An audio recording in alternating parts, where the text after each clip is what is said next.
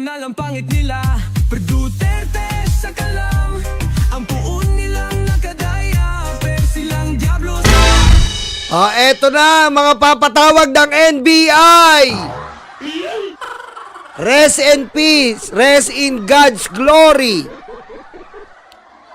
We will miss you. May God remember you, your sacrifice, and grant eternal rest. Yan po ang pinapakalat dito ngayon na namatay na si BBM. Eto na naman po tayo. Namatay na si BBM. Nakaraan, mamaya i-react natin. Kasunod nito, yung sinasabing si BBM daw ililigal ang shabu. Ngayon, tumutodo-todo pa. Ngayon, si BBM daw po ay patay na. Patay ka ngayon.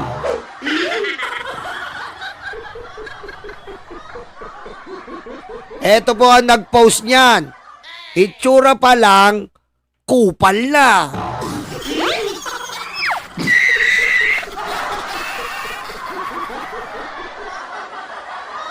Ayan, sikat ka ngayon. Lederlin Galanta Konoman. Kung sino ka man, mag-abang-abang ka na dyan. Ha? Lederlin Galanta Konoman. Kung sino ka man, mag-abang-abang ka na dyan. Abangan mo na ang NBI, pusang ama ka. Dahil sa napakagaling ng edit mo, may premyo ka, kulungan.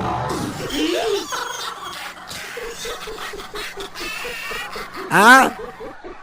May premyo kang pusang ama ka. Lederlin Galanta Konoman. Kumbaga parang ang ano, no, graduate. Tan tan tan tan tan. Ang salututorial ng ating eskwelahan, Lederlin Galanta Konoman.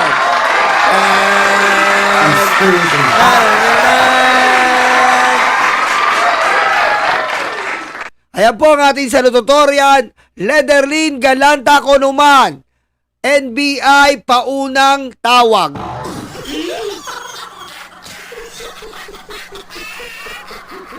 Ito naman.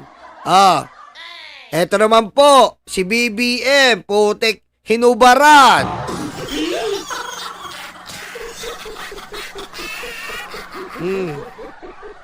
Si BBM, kita patotoy. Stupid.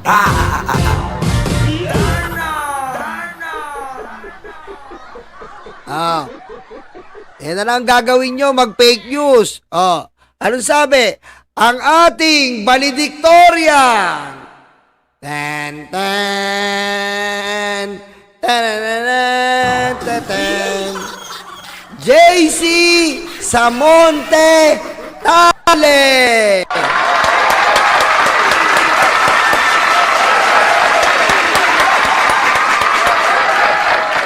Ayan po ang ating valedictorian, JC Samonte Tale, si BBM hinubaran.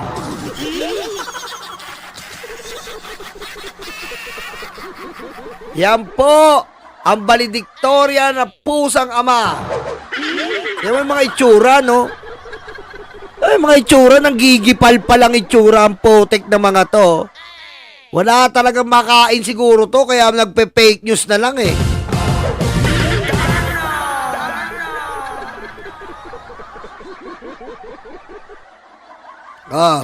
Walang makain si JC Samonte Tale. Hoy JC, sigurado ko itatali ka ng NBI. Yung dalawang kamay mo, iho di pendeho, itatali ng NBI.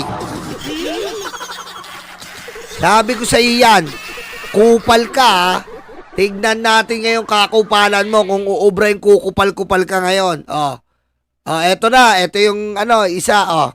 Ito yung pinaka, nag-aral to ng Harvard. Dito na tayo sa nag-aral ng Harvard University. Otoridad sa Ostov, Cebu ang isang babaeng nag-post online na ang minanipulang pahayag ni Pangulong Bongbong Marcos tungkol sa iligal na droga. Kinopya at inedit daw ng suspect ang post ng isang media network kaugnay sa isang pahayag ni Pangulong Bongbong Marcos. Yan. Kung saan sinabi daw ni Bongbong Marcos, gumawa tayo ng batas na gawing legal ang droga. Harvard University. Gawang Harvard, ha? Harvard University. Kumbaga matalino to, pang Harvard yung utak kasi inedit niya, tapos nilagyan niya pa ng TV5, nilagyan niya pa ng News 5, nilagyan niya parang legit na legit. Pang Harvard. Matalino. Yung mga tao, akala News 5 galing yung balita. Akala nila TV5 yung naggawa. Kasi may logo ng News 5. Nakalagay pa dito. Yung mga logo, yung ano ng News 5, kuwang-kuwa. Yun. Hinanap ng NBI. Para baguhin ang mensahe nito ukol sa iligal na droga. Umamin ng suspect na pinagkakakitaan niya ang views ng mga post niya sa kanyang social media account. Yan! Yan, pinagkakakitaan ang fake news! Galawang DDS! Galawang DDS! Pinagkakitaan ng fake news, parang yung nasa Tricom. Pinagkakitaan ang fake news!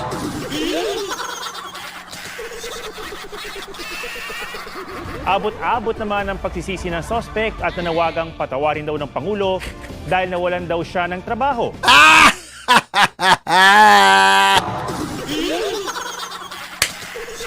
DDS na DDS! Kita mo, kumakatok pa lang daw yung NBI, so nagsosorry na. Sorry po. Sorry po. Ikaw ba yung vlogger? Sorry na po. Patawarin niyo ako bago ko buksan yung pinto. Hindi ba naman tatanga-tanga to? Gumawa-gawa ka ngayon. Ngayon ayaw mong papasukin yung NBI, sabi? Kumakatok pa lang eh. Ikaw ba yung, pasensya na po, sorry, patawarin niyo na ako.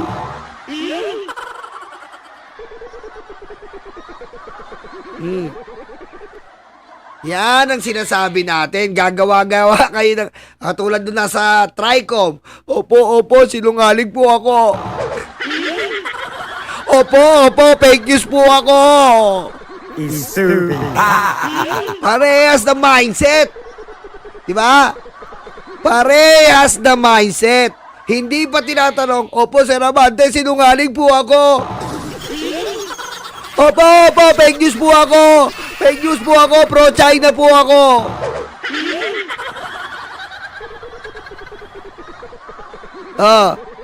I apologize sa TikTok ko kinuha. I apologize. DDS na DDS. Sa pool. Ayon sa NBI, maharap ang suspect sa reklamong paglabag sa revised penal code in relation to cybercrime law. Nanawagan din ng NBI sa publiko na magsumbong kung mabibiktima ng mapanirang online post. Patay! Galawang DDS. Yan ang sinasabi natin sa inyo. Mga DDS. Yan ang sinasabi natin ngayon sa inyo. Okay? Yan ang sinasabi natin sa inyo. Na kahit anong gawin nyo, wag niyong pepekiin. Nasanay na kayo sa ganyang ugali. Nasanay kayo sa ganyang ugali. Nasanay kayo sa ganyang sistema. Pusang ama.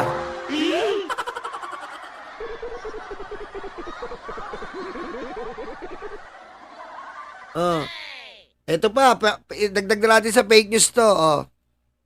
Alam nyo, naghuping ako ba na tatayo si Marcos dyan sa gitna ng pagdakip ni Duterte na Mas umiiyak, doblado ang euro.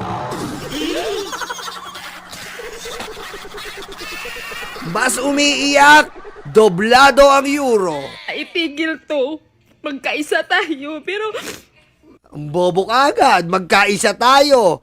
Bakit pinatigil mo ba si Digong nang sinabing bangag si BBM? Pinatigil mo ba si Sara nung puputulan niya ng ulo si BBM? Pinatigil mo ba yung mga vlogger? Pinatigil nyo ba yung mga vlogger?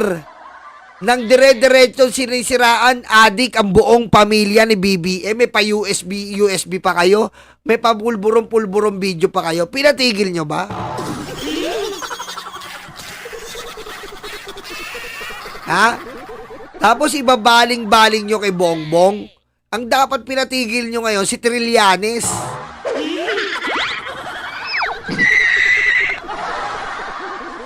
Ilang masama, mga kulto ito na walang hiya. Huwag tularan o galing Diablo yan. DDS, utak luga. DDS, tanga-tanga. DDS, utak luga. DDS, tanga-tanga.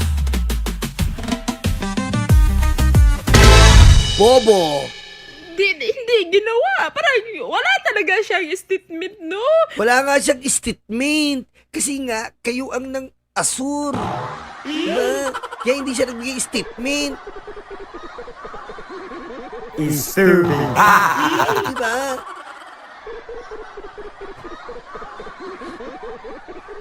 Oh.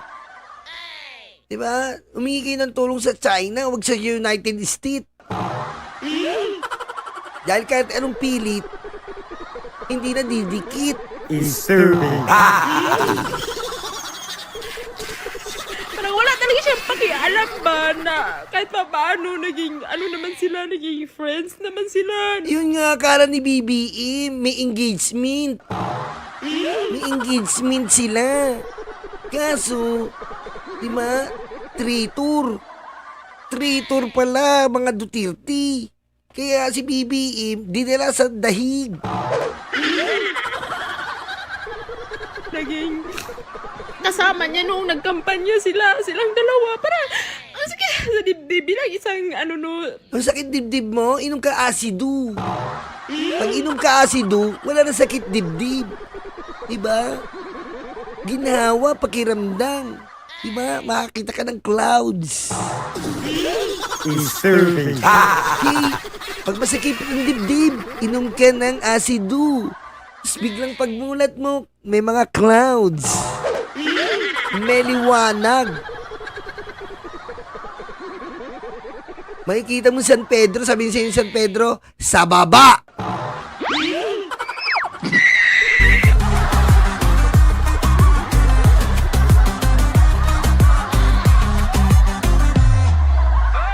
Ang lakas ng magmura. Pilipino. Masakit. Di ba, makita mong sumakay siya papuntang eroplano, hirap na yung matanda. Hirap na hirap nga, no? Punta pa Hong Kong. Hirap na hirap. Hirap na hirap, punta Hong Kong, no? Mura pa ng mura dun, eh, no? Pero bakit? Hindi nyo kayang pigilan yun. Ano nangyari doon? Mahina na yung tao. Baka nga Mahina na, eh di...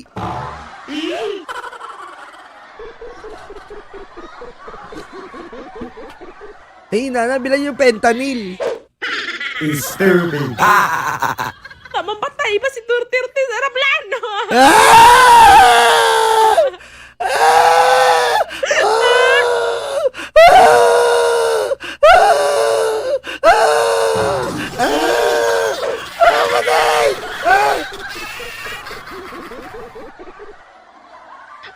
Mamatay na sa aeroplano! Ano nangyari doon? Mahina na yung tao. Baka nga mamatay pa si Duterte sa aeroplano. Mamatay na! Kala mo matapang pero pag nahuli umiiyak sa tabi. Duwag, mga edukadoro pero walang diskarte. Kaya binenta ang boto sa pangakong tae. Hoy, utak nyo'y parang lugaw. Maputik, malag na walang laman kundi sabaw. Galing, no? Galing, no? DDS?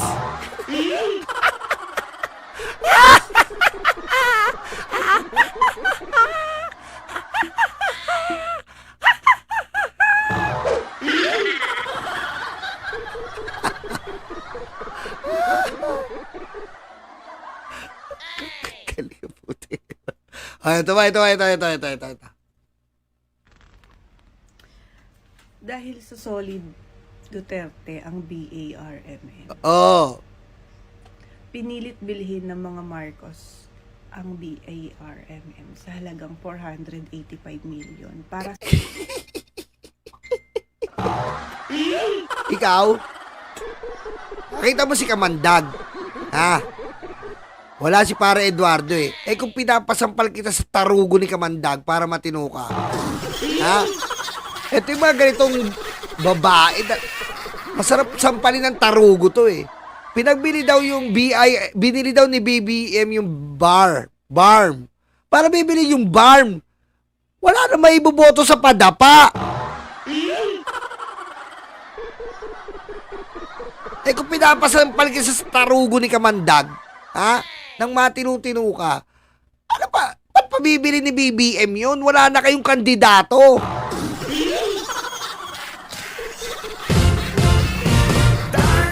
Oh, yung siyam nyo magiging 7. 7 nuisance candidate hindi kilala sa pamumuno ni Kibuloy. Sa tingin mo mananalo? Stupid. Hindi ganun si BBM. Ba't bibiling ko? Nakita mo naman, nagrarally sila sa cover court. Ganun ba yung bibilin mo? Kalaban mo, ganun, rally, cover court? Eh, kagapo, kagaling ko ng Laguna. Nandun ako sa pinakamalaking lokasyon ng Nubali, Santa Rosa. Tirik ang araw, ang init-init. 80,000 katao, 80,000.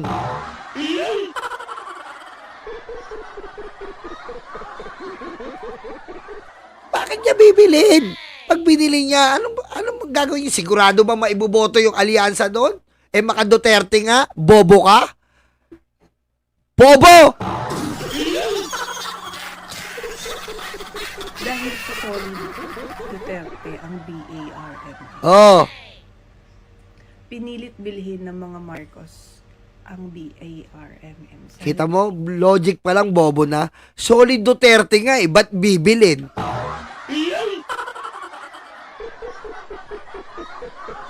Albawa ako, solid ako Duterte. Putik, papayag ba akong bilhin sa halaga ng pera? Di ba hindi? Kung solid ka, ba't bibilin niya? Ano sabi, solid yan, hindi natin mabibili yan. Ano logic mo? Saka makakitang binili yung solid na area. Ah, ano logic yun?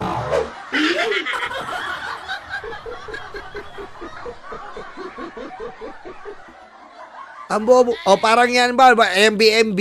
O, bibigay ko na kayo kaila, BMB, bibigay ko na kayo sa Baratae. Papayag ba yan?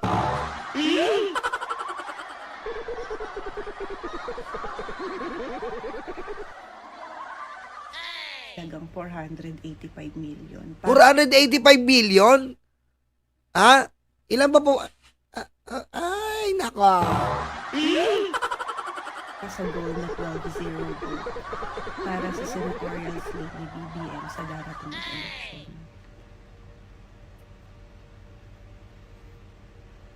Yung mga Oh, ang tagal mo pa mag-isip. Bilisan mo mag-isip, mahalatang scripted. Stupid.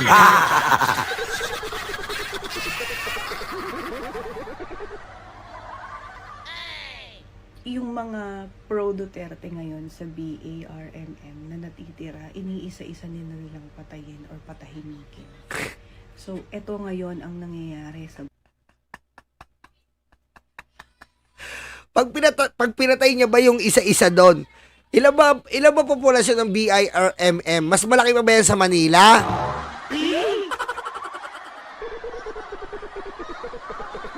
So, ibig sabihin, kung ang BIRMM ay, 50,000 po papatayin. 50,000 pa papatayin. Ganon. Bobo, no?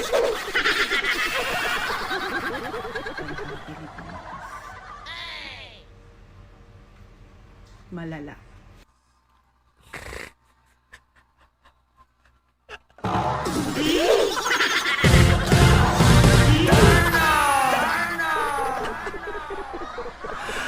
Malala talaga. Yung utak ng DDS, malala talaga. Sa makakita. Sa makakita. Yung BIRMM daw, yung ano natin, yung sa Mindanao natin, bibili nila daw ni BBM. Paano bibili ni BBM? Alam ko yung bumibili po, yung ano, yung huling-huli sa survey. Bibili ka pa ba pag napasok ka sa survey? Sige nga. Yung halos lahat ng survey, pasok yung alyansa, bibili ka pa ba? Bibili ka pa? Pasok na lahat sa yung ano mo sa survey?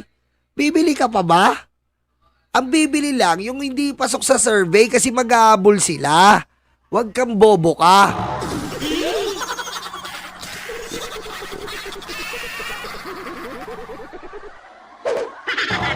Diba?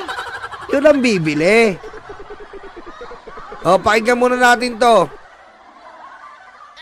Kami ang bumbero ng Pilipinas, mga bayaning tagapagligtas. Ang paglilingkod sa amin ay likas. Ang bumbero ng Pilipinas, kami ang bumbero ng Pilipinas, mga bayaning tagapagligtas. Ang paglilingkod sa amin ay likas. Ang bumbero ng Pilipinas, ang bumbero ng Pilipinas, ang bumbero ng Pilipinas, ang bumbero ng Pilipinas, ang bumbero ng Pilipinas. Para sa mga maralita, may puso, may tapang, may Diyos. Para sa mga maralita, may puso, may tapang, may Diyos. Para sa mga maralita, may puso, may tapang, may Diyos. Para sa mga maralita, may puso, may tapang, may Diyos.